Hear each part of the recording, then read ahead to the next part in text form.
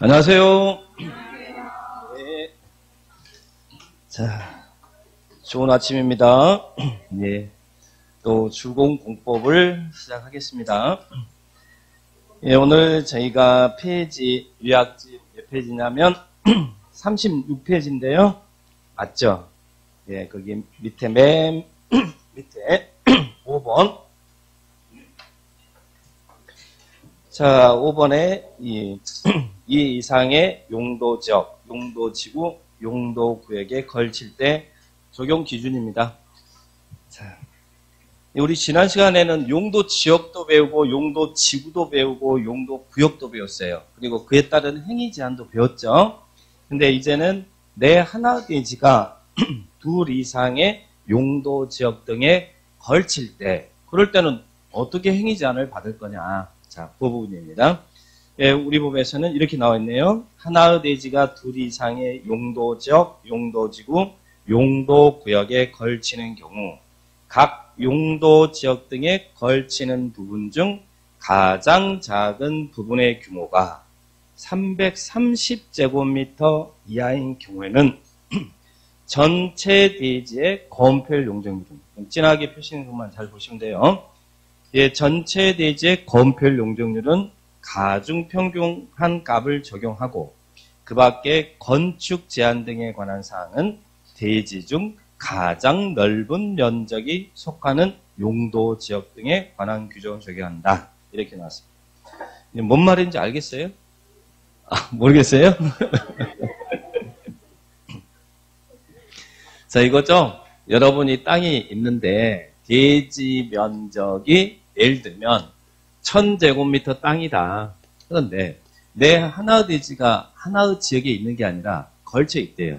예를 들면 이 부분은 2종 일반 주거지역에 이렇게 있고요. 2종 일반 주거지역에 있는 면적이 700제곱미터가 이렇게 있고 준주거지역에 있는 부분이 300제곱미터가 이렇게 걸쳐 있다면 이 대지는 어떻게 이용할 거냐. 방금 전에 하나의 대지가 둘 이상의 지역 등에 걸칠 때 330제곱미터 이하인 부분이 있어요, 없어요? 여기 330제곱미터 이하죠? 이때는 따로따로 이용하지 말고 이하인 부분이 있으면 이것은 하나의 대지로 이용하라는 이야기예요. 하나로 이용하는데 이용을 어떻게 하냐면 이 하나의 대지에 적용되는 건축 제한 등은, 건축 제한 등의 행위 제한이죠? 건축 제한 등에 대해서는 가장 넓은 면적이 속해 있는 지역에 적용받아라. 그러면 넓은 지역이면 어디겠어요? 2종. 그러니까 이 전체 대지는 2종 일반 주거적으로 이용하라는 겁니다. 그럼 이런 땅 사면 손해보겠네요? 예, 준주거적의 땅을 갖고 있는데도 준주거적의 용도로 이용을 못하니까. 그죠? 만약에 근데 얘가 600이고 여기 400이다 그러면 이제 각각 따로따로 이용하면 되는데 330제곱미터 이하인 부분이 있으면 하나로 이용하는데 건축 제한은 2종. 그리고 규모 제한이 뭐예요? 건폐율 용적률이죠? 예, 이 전체 대지에 적용되는 건폐율 용적률은 넓은 지역으로 이용하는 게 아니라 여기는 가중평균치를 적용해라. 가중평균치를 적용해서 건폐율 용적률 적용해서 건물 지어라. 이론은 이제 이렇습니다. 그러면 이제 요 부분은 이제 이해가 됐고, 자, 이제 가중평균이죠. 예를 들면 이 조례가 우리 인천시 조례가 2종 일반 주거지역의 건폐율은 원래 얼마예요?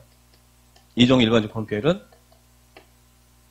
2종 일반 주거 법이 허용하는 건폐율은 5657, 9887, 724 막 그랬잖아요. 2종 일반 주거지 얼마? 60이죠? 60인데 우리 인천시 조례가 50이라고 가정할게요. 50. 그리고 준주거지역의 건폐율은 얼마예요? 5657, 70이죠? 70. 그 다음에 용적률입니다. 2종 일반 주거지역의 용적률은 얼마예요? 2종 일반 주거 용적률은 100, 150, 200, 250, 300. 3종이니까 300이다. 그러면 2종 일반 주거지역은 250이죠? 250. 네, 오늘까지만 봐드릴게요. 자, 근데 이제 여기 200을 적용하겠습니다. 조례가 이제 있으면 조례가 200. 준주거지역은 얼마예요? 500이죠? 법률상 주거지역도 최대치가 일치한다고 그랬죠? 자, 그러면 가중평균 이 가중평균이란 말은 산술평균이 아니라 면적씩 고려해서 구하라 이 말이죠. 그러면 가중평균 고온비율은 얼마겠어요? 자, 가중평균 고온비율은 전체 면적이 얼마입니까? 1000. 분모가 1000. 있는 거 외우면 돼요. 이 2종 일반 주거지 면적이 700에다가 2종 일반 정의된 고온비율이 얼마예요? 50. 그리고 플러스 준주거적의 면적이 얼마예요? 300. 고온비율은 70. 이게 이제 이 대지에 적용되는 가중평균 고온비율이다. 그러면 고온비율이 얼마 나오고 있습니까? 7호 35 35,000이죠? 35,000이다. 37이 21 21,000이죠? 더하면 얼마예요? 56,000. 56,000을 1000으로 나누니까 예, 56%. 이 대지에 적용되는 고온비율은 56%다. 그러면 고온비율이 56%면 이 대지에서 지을 수 있는 최대 건축 면적은 얼마예요? 건폐율이란 대지 면적에 대한 건축 면적의 비율을 말한다 그랬는데 건축 면적은 얼마예요? 대지 면적 56%만 지어라 이거죠. 그리고 나머지는 공지확보하라는 얘기잖아요. 건축 면적은 560제곱미터죠. 자, 그다음에 가중평균 용적률. 자, 가중평균 용적률 똑같이 적용하면 되겠죠? 예, 가중평균 용적률. 분모는 대지 면적. 그리고 2종 일반 주거적의 700. 용적률은 얼마예요? 200. 그리고 준주거적의 면적 300. 그리고 용적률은 500. 자, 500. 그러면 여기에 적용되는 용적률이 나올 거 아니에요. 가중평균 용적률. 그러면 27에 14, 14만이죠? 14만. 35, 15, 15만. 그럼 더하면 얼마예요? 29만. 29만을 1000으로 나누니까 예, 얼마예요? 290%. 용적률이 290%죠? 그러면 용적률이 290%라는 것은 이 대지에서 지을 수 있는 최대 건축 연면적은 얼마라는 거예요? 연면적. 용적률이란 대지 면적에 대한 건축 연면적 비율을 말하잖아요. 용적률이 290%면 대지 면적의 몇 배 지어라? 2.9배 지어라 이 말이잖아요. 2.9배. 그러면 건축할 수 있는 연면적은 2,900제곱미터다. 그죠? 대지 면적이 1000이잖아요. 1000에다 2.9 하니까 2,900이다. 이렇게 정리합니다. 예전에는요, 여기가 계산 문제가 예전에 참 잘 나왔거든요. 나중에, 여러분 이제 기출문제 같은 데 보면 예전에 기출문제들 여기 계산 문제가 참 많이 나왔는데, 계산 문제를 풀 때는 이제 팁 드립니다. 자, 이렇게 해서 만약 이렇게 문제가 나왔는데, 당해 대지에서 지을 수 있는 최대 건축 연면적 구하라. 그러면 원래는 이제 이렇게 가중평균 330제곱 DI 부분이 있으면 가중평균 용적률 구해가지고 이렇게 연면적 구해야 될 거 아니에요. 원래 이게 이제 정석인데, 계산 문제 나왔다. 계산 문제 나왔다. 그러면 330 이하냐, 뭐 초과냐, 그거 따지도 말고요. 어차피 합은 똑같습니다. 똑같으니까. 그러면 계산 문제 나왔다. 연면적 구하라는 계산 문제 나왔다. 그러면 어떻게 푸냐면, 각각 연면적 구해서 더하면 됩니다. 각각 연면적. 그럼 똑같아요. 자, 볼게요.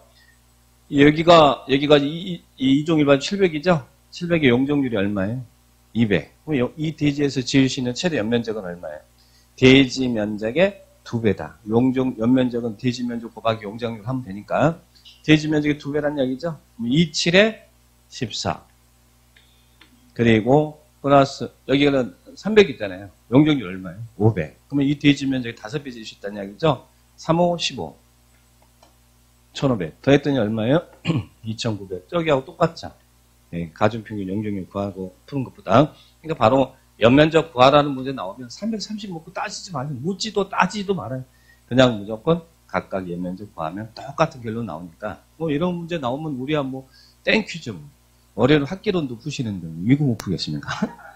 안 그래요? 네, 그러니까 연면적 구하면 이제 이렇게 푸라는 얘기예요. 연면적이란 대지 면적 곱하기 용적률이고 그 계산 문제 걸치는 문제가 계산 문제 나왔다 그러면 각각 연면적 구해서 더하면 된다. 그리고 이론 문제가 나왔다. 그러면 이제 이론 이렇게 접근합니다. 330제곱미터 이하인 부분이 있으면 그때는 하나의 대지를 이용하는데 건축 제한 등은 넓은 지역으로 이용하고 그리고 그 하나 대지에 적용되는 거운필 용적률은 가중평균치 구한다. 이렇게 이론을 접근하시면 됩니다. 이론 문제는 이렇게 나오고 계산 문제는 각각 연면적 구해서 더하면 된다. 그렇게 풀면 돼요. 예, 그 다음에 이제 두 번째는 거기에 하나의 건축물이 고도지구 방화지구 걸쳤다. 건축물이 이제 고도지구 방화지구 걸쳤대. 그럴 때는 묻지도 따지도 마세요. 고도지구, 방화지구는 무조건 1등. 고도지구, 방화지구는 무조건 1등. 하나의 건물이 고도지구에 걸쳤다 그러면 대지 건축물 전부는 다 고도지구에 적용받아라. 그리고 또 하나의 건축물이 방화지구에 걸쳤다 그러면 그 건물 전부는 다 방화지구에 적용받아라. 그래서 고도지구, 방화지구는 무조건 1등이다. 그런데 왜 고도지구, 방화지구를 따로 설명했을까? 그 뭔가 그 이유가 있을까요? 같이 고도지구, 방화지구 걸칠 때 뭐 이렇게 표현해도 되는데 왜 고도지구, 방화지구 따로 설명했을까요? 예, 그 전부 적용받는 범위가 다르죠. 예, 고도지구는 대지 건축물 전부, 방화지구는 건축물만. 땅에 불날 일은 없잖아요. 그러니까 하나 건물이 방화지구를 칠 때 대지 건축물 전부가 방화지구에 적용받는다. 그러면 그 문장은 틀린 문장이죠. 그죠? 건축물만 이렇게 이해를 합니다. 근데 여기서 하나만 기억할 것은요. 자 보세요. 방화지구에 이렇게 걸치면 건물이 이렇게 걸치면 방화지구 밖에서 화재가 발생하면 방화지구 안으로 넘어오니까 이 건물 전부를 화재 견딜 수 있도록 철근, 철골, 콘크리트 같은 내화 구조로 건물 지라는 이야기잖아요. 그죠? 건물 전부는. 근데 만약에 이 경계 부분에 방화벽이 설치되면 방화지구 밖에서 화재가 발생하더라도 이 안으로 안 넘어올 거 아니에요. 그러니까 다만 경계 부분에 방화벽이 설치되면 그 밖의 부분은 방화지구에 관한 규정을 적용하지 않아도 된다. 그런 설명이 나와 있습니다. 그래서 고도지구, 방화지구 나오면 무조건 방화지구, 고도지구 1등 그렇게 하시고 대지 건축물은 고도지구 그리고 건물은 방화지구 그것만 구분합니다. 그 다음에 네 번째는요. 예, 하나 대지가 녹지 지역과 그 밖의 지역을 걸칠 때 이제 요거하고 비교하는 거예요. 자, 이거 하고 요 놈하고 내 대지가 요렇게 있을 때 이 지역이 자연 녹지 지역이고요. 자연 녹지 지역이고 자연 녹지 지역이 700이 있대요. 그리고 준주거 지역이 300이 있대요. 방금 전에 아까 332 할 때는 예, 하나로 이용하라고 그랬잖아요. 근데 녹지 지역이 있으면 이때는 각각 이용하래요. 각각. 그러면 토지 소유자가 더 낫죠. 예, 이게 이 대지 전체를 자연 녹지 지역으로 이용하는 것보다는 각각 이용하는 게 토지 소유자 입장에서는 낫죠. 그러니까 녹지 지역 나오면 각각 이용해요. 각각 따로따로 이용하래요.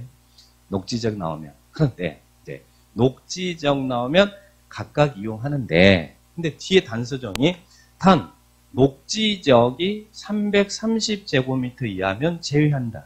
이 말이 무슨 이야기일까요? 이제 반대로 이때는 각각 이용하는데 그래야 토지 소유자들이 좋으니까.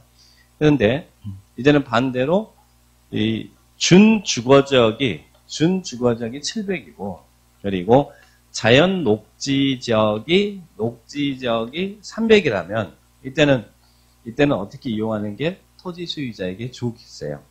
이때는 넓은 지역으로 이용하는 게 좋겠죠. 이때는 녹지 지역이 330제곱미터 이하면 이렇게 이용하라는 이야기예요. 넓은 지역 하나 대지로 이용하래. 이 부분은 준주거지로 이용하고 다만 이 전체 대지에 적용되는 건폐 용적률은 가중평균시 적용해라. 그래야 예, 토지 소유자에게 유리하겠죠. 그러니까 녹지적 나오면 각각인데 녹지적이 330제곱미터 이하면 제외한다. 제외한다는 것은 하나로 이용하는 이야기예요. 그래야 토지 소유자들이 좋잖아요. 그래서 그 부분을 이해만 해주시면 됩니다. 자, 여기 보시고 다만 여기도 녹지적인 건물이 고도지구, 방화지구 걸쳤대. 그때는 각각 그거 따지지 말고 다 뭐 적용하라고요. 고도지구, 방화지구에 관한 규정이라. 그래서 고도지구, 방화지구 나오면 무조건 1등 이렇게만 기억하고 있으면 돼요. 자, 그래서 예, 하나의 대지가 둘 이상의 지역 등에 걸칠 때 적용 기준. 오늘 아침에 컨디션 좋았는데 갑자기 힘들죠? 이거 뭡니까? 네, 한 번만 더 보면 됩니다. 여러분들 오늘 안 좋으면 요것만이라도 이렇게 기억해 놓으세요. 자, 네, 여러분들 계산 문제 나왔다 그러면 각각 그죠? 그리고 1호 문제 나오면 330제곱미터 이하면 하나 대지 넓은 지역으로 그리고 그 규모 제한은 가중평균 이렇게만 기억하고 고도지구 방화지구는 1등 이렇게 기억합니다. 자 여기까지 이제 용도지역, 용도지구, 용도구역에 관한 설명을 봤고요. 자 이제는 관리계획 내용의 G9까지 배웠어요. 세 번째가 뭐예요? 세 번째가 기반시설, 기사지 그죠? 기반시설. 자, 이제 도시군계획시설 봅니다. 자, 우리 도시군계획시설, 기반시설, 우리 용어 정리했죠? 기반시설이란 이러이러한 시설을 말한다. 시험에서 7개 분류하는 거 잘 나온다고 그랬어요. 연습 많이 했으니까. 네, 환경기초시설 5개만 정리해 보겠습니다. 환경기초시설 뭐뭐 있었어요? 폐, 하수, 빗물. 폐, 하수, 빗물. 5개는 외워놓으셔. 그래야 문제 풀기가 쉬우니까요. 더러운 거 처리하는 시설이죠. 환경기초시설. 폐, 하수, 빗물. 이렇게 기억하시고, 이 앞에서 용어 정리했으니까 참고하시면 되겠고요. 그러면 우리 법에서는 이런 기반시설이 있습니다. 자, 이 기반시설이 이렇게 있는데, 이런 기반시설 중에서 우리 인천시가요. 여기가 인천시예요. 인천시가 도로는 기반시설이에요? 기반시설이 아니에요? 도로 기반시설이잖아. 인천시가 여기에다가 도로 놓겠습니다라고 도시관리계획을 결정했어요. 또 여기에다가 공원 조성하겠습니다라고 관리계획을 결정했어요. 여기다 광장 만들겠습니다라고 관리계획을 결정했어요. 그러면 기반시설 중 관리계획으로 결정된 시설을 우리는 무슨 시설이라고 한다고요? 이 시설을 기반시설이 관리 결정되면 이 시설을 무슨 시설? 도시군 계획시설. 용어 정리하셔야죠. 도시군 계획시설이란 기반시설 중 관리계획으로 결정된 시설을 말한다. 이렇게 용어 정리하시고, 자, 그러면 이제 기반시설이 도시 형성의 기초가 되는 시설, 그래서 법에서 이런 게 기반시설이다 규정하고 있는데, 이런 기반시설을 설치할 때는 어떻게 설치하라는 겁니다. 그렇지. 여기 기반시설을 설치할 때는 어떻게 해야 돼요?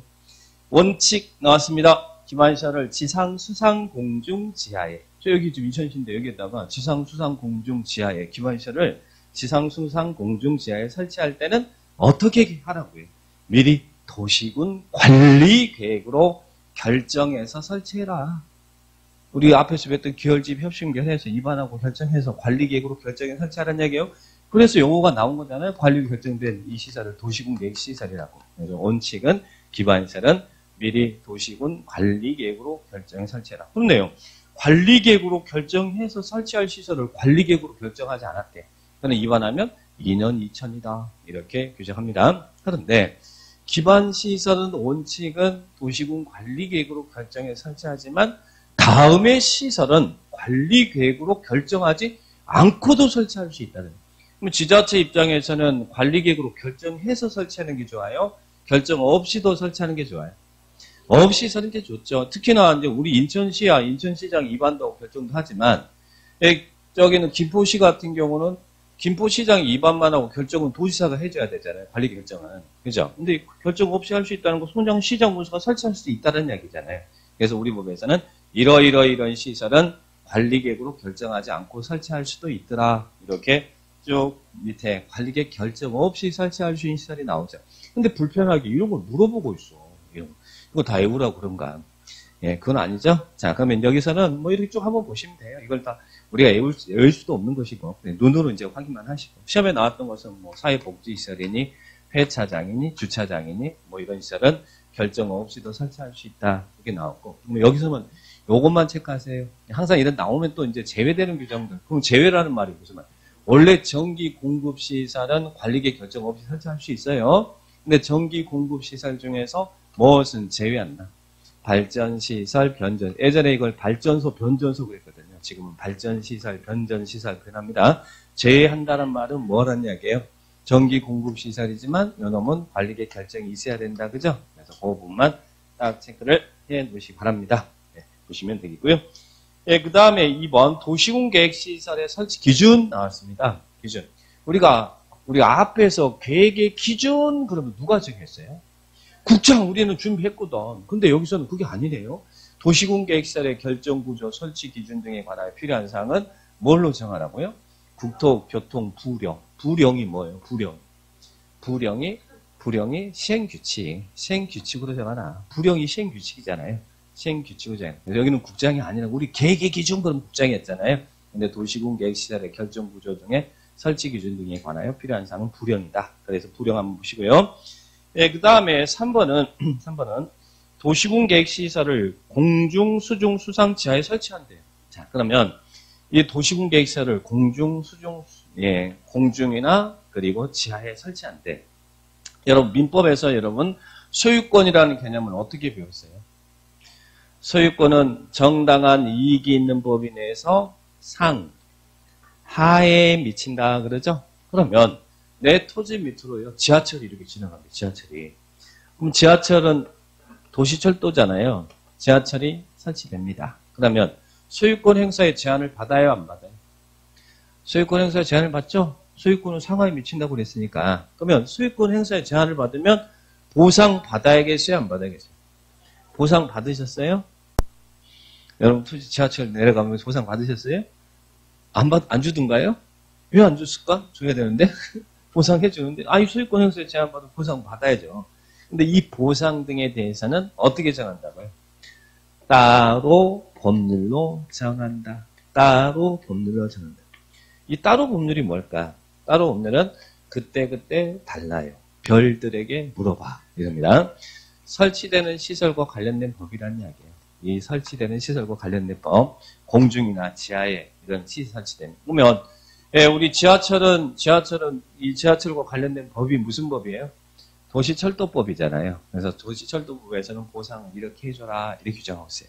자, 여러분 지하철이 예를 들면 여러분 토지 밑에 지하철이 이렇게 지나가는 경우와 그리고 이렇게 지나가는 경우 또 이렇게 지나가는 경우 이 지하의 소유권이 미치는 범위를 우리는 뭐라고 표현해요? 소유권이 미치는 범위를 한계심도 이렇게 표현하죠. 한계심도. 원래 상업적은 한계심도가 40m예요. 40m. 그러면 한계심도를 벗어나서 이렇게 지하철이 지나갑니다. 자, 그러면 어느 게 보상을 많이 받을까요? 1번일까요? 2번일까요? 3번일까요? 4번일까요? 왜 1번이라고 생각해요? 왜?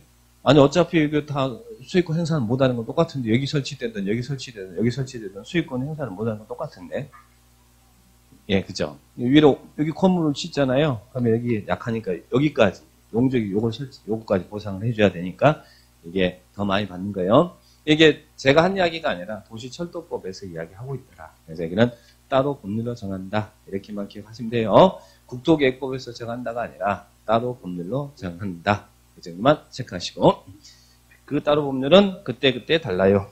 그 다음에 4번 관리입니다. 자, 그러면 아까 설치는 어떻게 하는 게 원칙이라고 했어요? 기반시설은 어떻게 설치하는 게 원칙이라고요? 미리 관리계획으로 결정해서 설치하는 게 원칙이었잖아요. 그리고 관리계획으로 결정된 시설을 우리는 무슨 시설이라고 그랬고 도시군 계획시설이라고. 그러면 인천시가 여기 도로 놓겠습니다. 공원 조성하겠습니다. 광장 만들겠습니다. 라고 결정했으면 이제 사업을 할 때 이제 땅 어떻게 했어요? 이 도로가 노유질 부지, 공원 부지 다 사가지고 도로 만들고 공원 만들고 광장 만들고 하겠죠? 그죠? 그러면 이것은 이제 무슨 재산이 돼요? 국유재산, 공유재산이 되잖아요. 그러면 이 설치된 시설, 국유재산, 공유재산의 관리는 어떻게 할 거냐? 우리 법에서는 어떻게 하라고요? 설치된 시설이 국가 거다. 뭐 청사 같은 것들 국가 거다. 그러면 그때는 관리를 어떻게 하나? 예. 대통령령으로 정해라. 그죠? 근데 대통령령에서는 어떻게 정하고 있어요? 국가 거면 국유재산법상에 중앙관서장이 관리를 해라. 중앙관서장이 각부의 장관을 얘기한다고 했어요. 제일 높은 사람. 그런데 설치된 시설이 지자체 거다. 이건 다 지자체가 관리하는 시설이거든요. 그러면 그때는 누가 관리를 하라고요? 조례로 관리할 자를 정해라. 그래서 이런 설치된 도시구행 시설의 설치와 설치는 관리 결정하고 그리고 결정된 시설이 설치되면 그 시설의 관리는 국가 거면 중앙관서장이 지자체 거면 관리할 자를 조례로 정해라. 그러면 일반적인 이런 기반 시설의 설치와 관리에 대한 규정을 두고 있어요. 그런데 우리 법에서는 특별히 일반적인 기반 시설의 설치 관리 규정 외에 특별히 공동구 설치 관리 규정도 두고 있더라. 공동구도 기반 시설이에요, 아니에요? 기반 시설이죠. 유통공급시설인데. 자, 공동구란 지하에 설치되는 지하 시설물을 말하죠. 전기수도. 그럼 공동구는 누가 설치해요? 자, 공동구도. 도로 밑에 이렇게 공동구, 쉽게 말해서 지하 터널인데, 이건 누가 설치한다는 거예요? 우리 법에서는 공동구는 이렇게 설치하고, 그리고 관리는 이렇게 하라고 규정을 별도로 하고 있잖아요. 그죠? 공동구 설치는 누가 한다고요?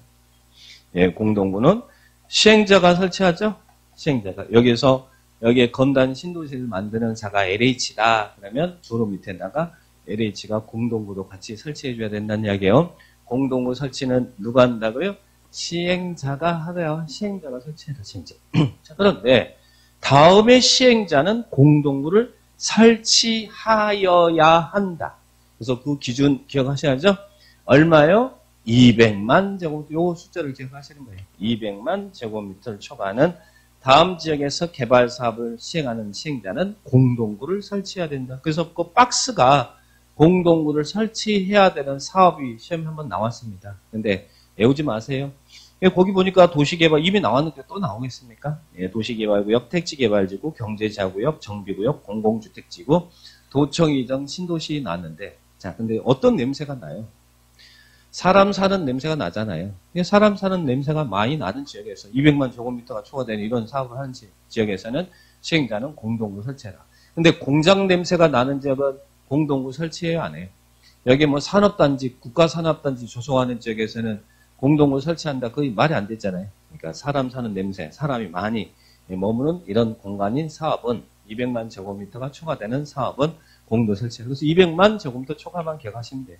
초과는 시행자는 공동구를 설치해라. 그러면 자 여기 검단 신도시가 이렇게 만들어지면 LH가 이제 도로 밑에다가 이 법에 근거해서 공동구를 설치합니다. 그러면 공동구가 설치된 지역에서는 공동구에 수용될 시설은 어떻게 해야 돼요? 빠짐없이 집어넣어야 된다는 이야기예요. 한국전력공사가 LH가 공동구 지하 터널 만들어줬으면 공동구에 들어갈 시설은 이 안에 다 수용해야 돼요. 근데 공동구를 설치해 줬음에도 불구하고 공동구에 넣어야 될 사람들이 안 넣고 있더라. 그러면 어떻게 해야 됩니까? 수용 의무를 위반하면 2년 이하 징역 2천만 원 이하의 벌금에 처하겠다는 이야기예요. LH, 예, 한국전력공사나 이런 데도 다 2년 2천이에요. 수용 의무를 위반하면 얼마라고요? 2년 2천이다. 2년 2천이다. 공동구가 설치되면 반드시 공동구에 수용해야 됩니다. 그러면 어떤 시설이 반드시 공동구에 수용돼야 됩니까? 어떤 시설이었어요? 공동구가 설치되면 어떤 시설이 공동구 안에 들어가야 된다고? 의무적 수용. 6개는 반드시 공동구 안에 집어넣어야 되는 시설이다. 그죠? 6개 어떻게 정리했어요?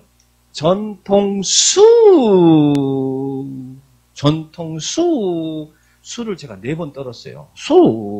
자, 전통수. 전이 뭡니까? 전선, 한국전력공사 공동관에 집어넣어야 돼요. LH가 설치해준 그 공동관에 전선을 집어넣어야 되고, 통은요, 통신선로, KT도 집어넣어야 돼요. 자, 4개, 수가 뭡니까? 수도관이 뭘 줄여서 수도관이라고 해요? 상수도관, 먹는 물이잖아요. 그럼 수도관은 물 지나가는 관에는 3개가 있습니다. 수도관, 즉 상수도관, 그리고 또 중수도관, 생활용수 지나가는 거, 더러운 물, 하수도관. 그러면 공동관에 들어갈 수도관은 수도관하고 중수도관은 반드시 집어넣어야 돼. 반드시. 그리고 또 뜨거운 물 지나가는 건 뭐예요? 난방관 그 열 수송관 있잖아요. 그리고 또 쓰레기 수송관. 이 4개는 공동관에 집어넣어야 된다. 그래서 전통수. 그러면 공동관에 집어넣지 않는 시설, 무엇은 공동관에 수용 의무가 있는 시설이 아니에요? 하수도관하고 가스관은 공동관에 들어갈 시설 아니죠. 더러운 하수도관하고 위험한 가스관은. 그런데 공동관에 집어넣을 수 있나요? 어떨 때는 공동구 협의회 심의 거치면 공동관에 수용할 수 있다. 원래는 들어가는 시설 아닌데 공동구 협의회 심의 거치면 수용할 수 있다. 근데 공동관에 열려면 그것도 뭘 해야 된다고요?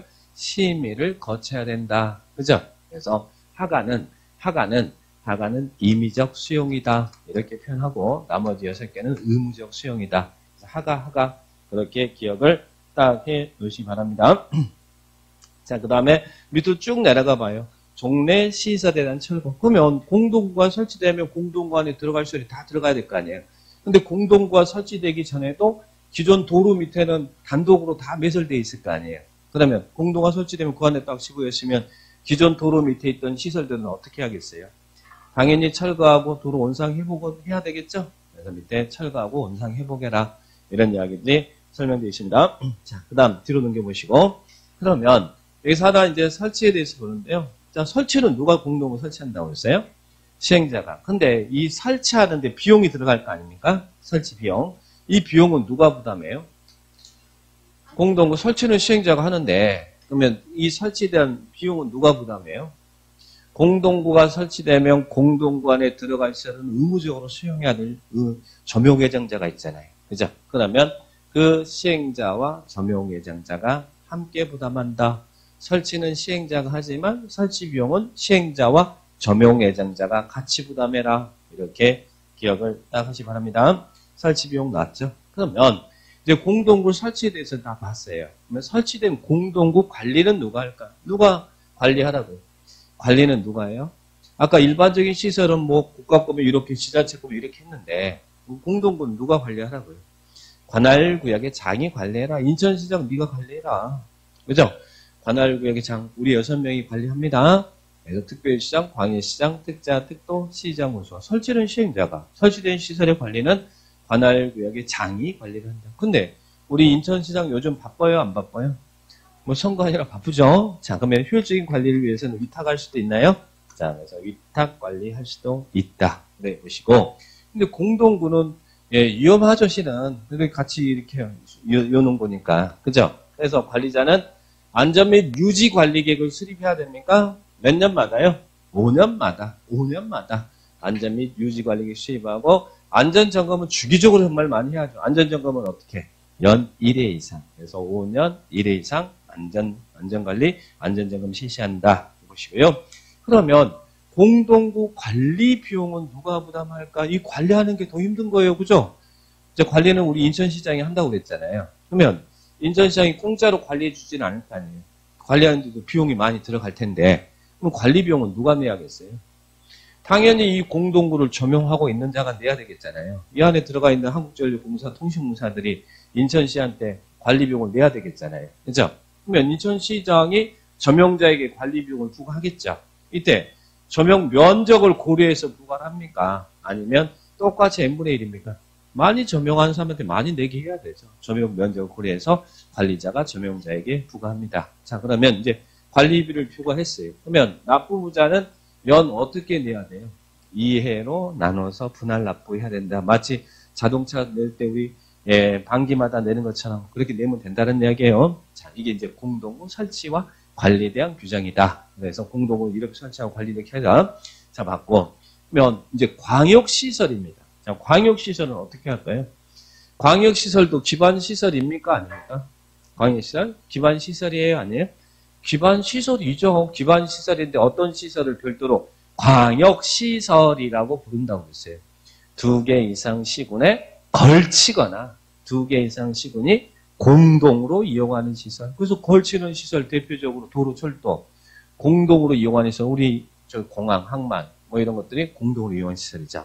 그러면 이런 광역시설은 그럼 어떻게 설치하라는 이야기예요?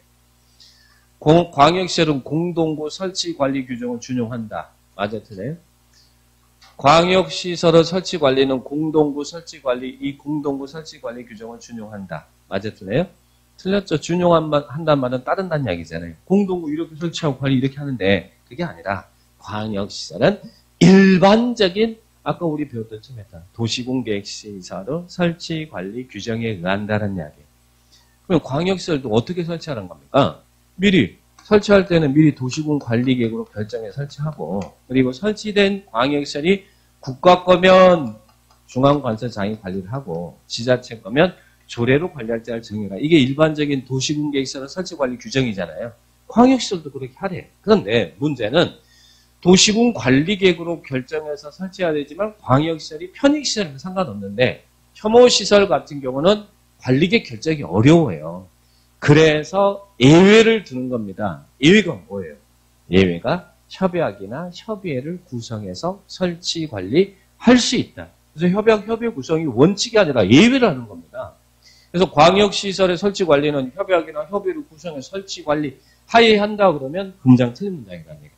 할 수 있다. 그래서 원칙적인 것은 일반적인 도시군 계획시설의 설치 관리 규정에 의합니다. 네, 협약, 협의 구성해서 설치 관리 할 수 있다고. 그런데 같은 도안에 있어요. 협약, 협의 구성이 이루어지지 않는데 그럴 때는 누가 설치 관리할 수도 있다고요. 도지사가 설치 관리할 수도 있습니다. 이렇게 기억하시고. 그리고 작년에 나왔던 것이죠. 그 밑에 있는 거 국가계획으로 설치하는 광역시설. 작년에 시험에 나왔는데 국가계획으로 설치하는 광역시설이 대표적으로 뭐겠어요? 한국 도로, 철도라든지 도로라든지 이런 거겠잖아요. 도로 놓기 위해 설립된 법인이 어디예요? 한국도로공사겠죠? 철도 놓기 위해 설립된 법인은 철도공사겠죠? 이런 국가계획으로 설치하는 광역시설은 이를 목적으로 설립된 법인이 설치 관리할 수 있다. 이렇게 법인이 한국도로공사나 철도공사 이런 법인이 설치 관리할 수 있다는 이야기예요. 자, 그래서 이런 내용들 잘 체크하면 돼요. 그래서 일반적인 기반시설의 설치 관리, 또 광역시설, 공동 설치 관리, 광역시설의 설치 관리 이런 이제 관리 설치와 관리에 대한 규정을 봤습니다. 자, 그렇게 보시고. 자, 그 다음에 오른쪽 가볼까요? 자, 이제 다시 원론으로 가면, 원래 이제 우리가 일반적인 기반시설 봤잖아요. 아까 기반시설은 어떻게 설치하는 게 원칙이라고요? 도시군 관리계획으로 결정해서 설치하는 게 원칙이었죠? 그래서 인천시가 여기다가 도로 놓겠습니다. 결정했어요. 여기다 공원 조성하겠습니다. 결정했어요. 여기다 광장 만들겠습니다. 결정했어요. 그러면 이 관리계획으로 결정된 이 도시군 계획 시설을 설치하고 정비하고 개량하는 사업을 무슨 사업이라고 불러요? 너를 무슨 사업이라고 부른다고요?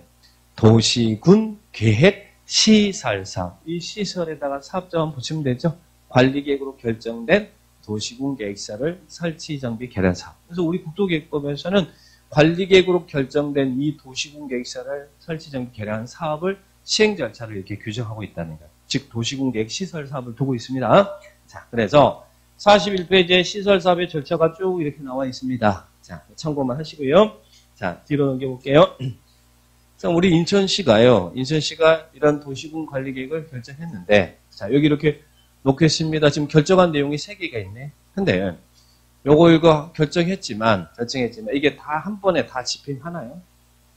결정하고 집행되지 않는 것도 겁나 많아요. 사업의 선순위에 밀리고 그러면 결정만 하고 장기간 집행되지 않는 것도 많이 있습니다. 그래서 우리 법에서는 이런 도시군 계획 시설이 결정 고시가 되면 이 결정된 사업을 언제쯤 할 것인지 알리는 계획을 수립하라 그래요. 그 계획이 무슨 계획이냐면 단계별 집행 계획이다.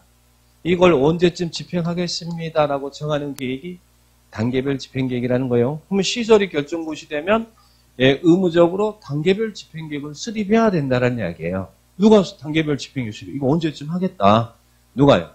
원래는 관할구에게 장의하죠. 이들이 6명이. 이들이 원칙적 위반권자니까. 근데 국정과 도지사도 관리계획을 위반할 수 있었죠. 그들이 위반했으면 단계별 집행계획을 수립해서 관할구에게 장한테 송부할 수 있어요. 그래서 단계별 집행계획은 이 결정된 사업 언제쯤 할 거다라는 단계별 집행계획은 관리계획을 위반하는 자. 6명이 다 국정도지사가 다 위반자잖아요. 위반자가 단계별 집행계획을 수립한다. 이렇게 정리를 하시면 됩니다. 그럼 언제 수립하라고요? 언제? 시설 결정 고시가 있으면 몇 개월 이내요? 3개월 이내. 3개월 이내. 이런 시설이 결정 고시가 되면 3개월 이내 단계별 집행계획을 수립해야 됩니다. 자, 수립하는데 이 단계별 집행계획 수립할 때는 무엇을 포함하라고요? 그 밑에 보상계획과 재원조달계획을 포함해서 단계별 집행계획을 이렇게 수립합니다. 보상계획과 재원조달계획을 포함해서 단계 수립해요. 근데 수립의 절차는 어떻게 돼요? 수립할 때 우리 인천시는 인천시장이 수립할 거 아니에요? 인천시장이. 그죠? 시설 결정했으면 이때는 관계된 행정기관장과 협의도 하고 또 지방의회 의견도 듣나요? 지방의회 의견도 들어서 이렇게 수립을 합니다. 수립을 합니다. 수립하고 그리고 수립됐다라고 공고해요. 별도로 뭐 승인 절차라든지 뭐 이런 결정이라든지 이런 거 필요 없고 그냥 수립하고 공고해요. 자, 그러면 여기서 하나 꼭 명심할 것은 우리가 행정청이 그래도 이거 행정청이 수립하는 계획이잖아요. 근데 우리 다른 앞에서나 또 뒤에서도 행정계획은 다 주민의 의견 듣거든요. 근데 단계별 집행계획은 주민의 의견 청취가 없습니다. 주민의 의견 청취가 없습니다. 이거 언제쯤 하겠습니다라고 그냥 정하는 계획이잖아요. 이미 관리계획 위반할 때, 결정할 때 다 위반할 때 주민 의견 들었으니까 단계별 집행계획은 주민의 의견 청취가 없다. 그냥 협의하고 지방의회 의견 듣고 수립하고 공고한다는 얘기. 그리고 거기 승인 절차도 없어요. 그리고 또 그 밑에 주의도 보니까 협의는 있지만 또 뭐 심의 같은 거 이런 거 절차 없다. 그런 말 나오죠? 그래서 그런 분들 딱 체크하시고 주민의 의견 청취 없더라. 승인 절차도 없더라. 보시고. 그러면 단계별 집행계획은 어떻게 구분합니까? 만약에 이천시가 이 결정한 사업 요놈을 좀 빨리 해야겠어. 지금 저기 도로 들고 아침 저녁 출퇴근에 막히고 지금 난리 나니까 빨리 이거 설치해야겠어요.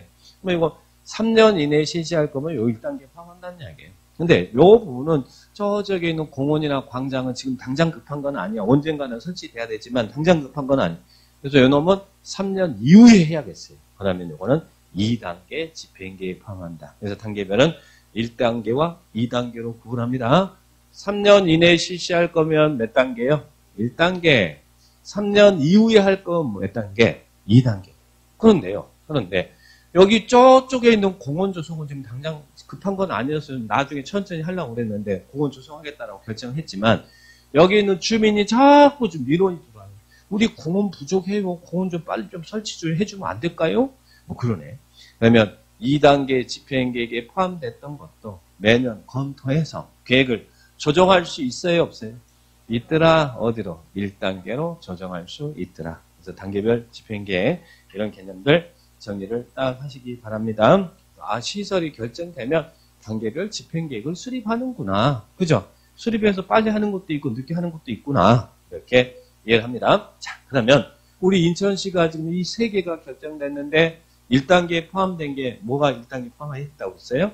도로 놓겠다. 이거 1단계 포함했죠? 자, 이제 요거 도로 놓는 사업 할게요. 자, 그러면 이제 여기는 도로 놓겠습니다. 라고 결정이 됐어요. 자, 그리고 이 도로 놓는 사업을 할 겁니다. 20m 아침, 저녁 출퇴근에 막히니까 이걸 20m 도로 놓겠습니다. 결정했습니다. 자, 그러면 이건 누가 사업을 할까? 이제 여기 시설 사업에서는 잘 물어보는 게 그 밑에 있는 시행자예요. 시행자. 그리고 뒤에 나오는 시행자 지원 조치. 그 두 군데가 시험에서는 단골 메뉴입니다. 근데 시행자 어렵지 않아요. 우리가 상식적으로 생각할 때 이거 누가 해야겠습니까? 이거 인천시예요. 누가 해야겠어요? 네? 우리 국토계획법에서는 구청장이라는 사람 안 나오니까 우리는 큰 그릇이야. 여러분 큰 거 배우고 있어요.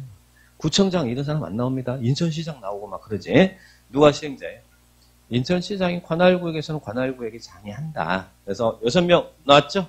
시행자. 기업 원칙, 특별시장, 광역시장, 특자특도시장 군수는 6명. 이들이 이 법 또는 다른 법률에 특별한 규정이 있는 경우에는 관할구역의 시설 사업을 시행한다. 인천시에서 인천시장이 하는 거죠? 자, 그러면 이제 문제는 여기 있는 김포시에서는 누가 해요? 김포시가 도로 놓겠다라고 이제 입안하고 도지사가 결정해 줬으면 이제 사업을 할 텐데 누가 사업을 해? 김포시장이 하죠. 관할구역에서는 관할구역이 장애한다고 그랬으니까. 근데 이게 걸칠 때는 어떻게 될까요? 우리 관리계획 입안하고 똑같아. 입안할 때처럼. 요거 걸치면 어떻게 할까요? 이게 여기 간선도로 놓겠다고 결정이 됐어요. 그럼 이건 누가 사업할까요? 그죠? 걸쳤다. 그러면 협의에 의해서 시행할자를 정합니다. 근데 여기서 이제 하나만 조심하세요. 우리가 이거 도로 놓겠습니다는 입안은 이렇게 걸치면 협의에서 공동 입안하거나 협의에서 입안할자를 정했잖아요. 입안은 공동 입안이 있어요. 근데 시행은 공동 시행이 없습니다. 협의에서 시행할자를 정한다는 이야기예요. 그래서 제가 거기 공동 시행 X라고 써놓은 겁니다. 입안은 공동 입안합니다. 입안은 입안할 때 입안해요. 근데 시행은 결정된 사항을 시행할 때는 공동 시행은 없어요. 그냥 협의해서 시행할자를 정한다. 이렇게 체크를 하시라는 이야기예요. 자, 그런데 문제는 뭐가 문제죠? 협의가 안 될 때가 문제죠. 근데 협의가 안 될 때 어떻게? 그 똑같아요. 관리계획 위반할 때와 똑같아요. 이것은. 협의가 안 되면 누군가 나타난다. 누가? 같은 도안에서 협의가 안 된다. 여기는 시군 지역인데 여기에 대한 걸쳐서 사업이 시행되는데 여기가 협의가 안 돼. 그럼 누가 나타나요? 도지사가 지정해 준다고 그러죠. 입안자 지정하는 것처럼 시행자도 도지사가 지정해요. 근데 여기 같은 경우는 도지사가 지정해 줄 수 있어요, 없어요? 여기 좀 협의가 안 되는 지역이 여기가 지금 시도의 관할구역에 걸친 경우잖아요. 도지사가 야, 인천시장 당신이 하세요 그러면 안 되잖아요. 그죠? 도의사는 도안에서 대빵이니까. 근데 이때는 누가 지정해주라고? 그때는 국장이 지정해라. 같은 도면 도의사가 지정하고 시도에 이렇게 관할구역이 시도에 걸쳐 있는 지역이면 국장이 지정해줘. 국장이 누구를 지정한다고? 여기서 누구를 지정합니까? 여기는 서울 인천시장하고 누구? 김포시장 중에서 거기에 있는 관계된 자 중에서 지정을 해주는 거예요. 인천시장 도지사 중에서 지정하는 게 아니라 그 관할에 걸쳐 있으면 여기에 있는 관계된 자 중에서 지정을 해준다는 이야기예요. 그러면 지지구 복합은 어떻게 됩니까? 관할구역이 있으면 지들이 단독으로 하고 또 걸쳐 있으면 협의해서 정하고 협의가 안 되면 지정을 받는데 지정을 받아도 이들 중에 하나일 거 아닙니까? 그래서 이들이 원칙적인 시행자다. 그래서 이제 설정은 이렇게 하시면 돼요. 그죠? 설정은. 그러면 이 6명만 하고 국장은 못합니까? 도지사는 못합니까? 도지사도 할 수 있나요? 도지사는 어떨 때 할 수 있어요? 국장은 어떨 때 할 수 있어요? 국장은 국가계획과 관련됐거나 그 밖에 필요하다고 인정하는 경우는 의견 들어요? 안 들어요? 국가계획 관련됐거나 필요하다 인정하면 거기 막 이런 서형 고속도로 지나가고 이거 자기가 설치하는데 그 가다라는 지역들에 다 의견 들어야 될 거 아니에요. 그래서 관계되어 있는 특별시장, 관시장, 특자특도, 시장, 군수의 의견을 들어서 할 수 있다는 얘기예요. 국가계획 관련돼서 필요하면 관할 지역에 있는 시장, 군수의 의견 들어서 할 수 있어요. 국가계획 관련돼서. 그러면 도지사도 할 수 있나요? 어떨 때? 광역도시계획과 관련됐거나 필요하면 어떻게? 관계되어 있는 시장, 군수 의견을 들어서 할 수 있더라. 그러면 국장도 할 수 있고 도지사도 할 거 있구나. 그러면 국장은 국가계획 나오고 도지사는 광역도시계획 나오고 이런 것만 한 번씩 체크해 놓으면 되겠구나. 그죠? 그러면 여기 6명에다가 예외적으로 국장, 도지사 여기를 서열 정리하면 어떻게 돼요? 우리 항상 서열 정리를 중요하잖아요. 제일 먼저 나온 사람 누구예요?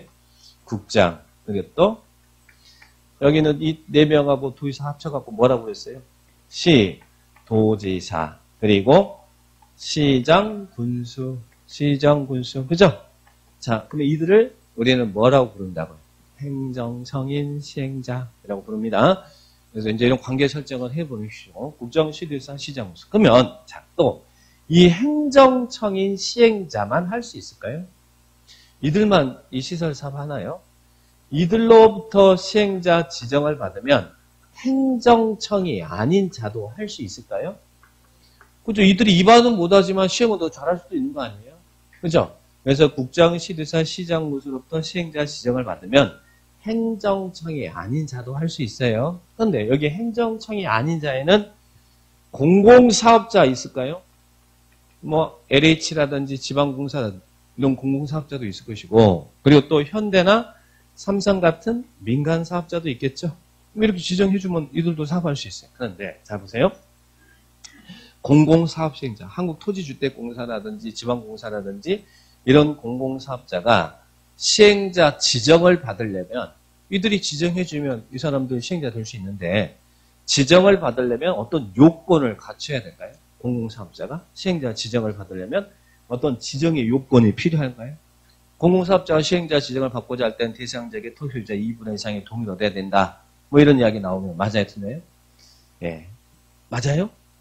틀려요? 예. 그죠? 공공사업자는 지정 요건 필요하잖아요. 너는 우리 식구야. 너 요건 없어도 돼. 너 믿을게. 뭐 요건 필요 없어. 공공사업자. 그런데 민간사업자가 시행자 지정을 받아야 돼. 너는 못 믿겠는데? 너는 좀 뭔가 좀 갖추고 와. 민간사업자는 지정의 요건이 필요하다는 이야기예요. 그래야 요건을 갖춰야 민간사업자는 시행자 지정을 해주겠다는 얘기죠. 그래서 요건이 필요한 건 민간사업자입니다. 한국토지주택공사 이런 사람들은 같은 식구니까 뭐 요건 갖출 필요 없어요. 민간사업자. 그럼 어떤 요건 갖춰야 돼요? 민간사업자는? 어차피 땅 사서 사업을 해야 하는 방식이에요. 그죠? 그러니까 그 대상구역의 토지 면적 3분의 2 이상 소유하래요. 소유해.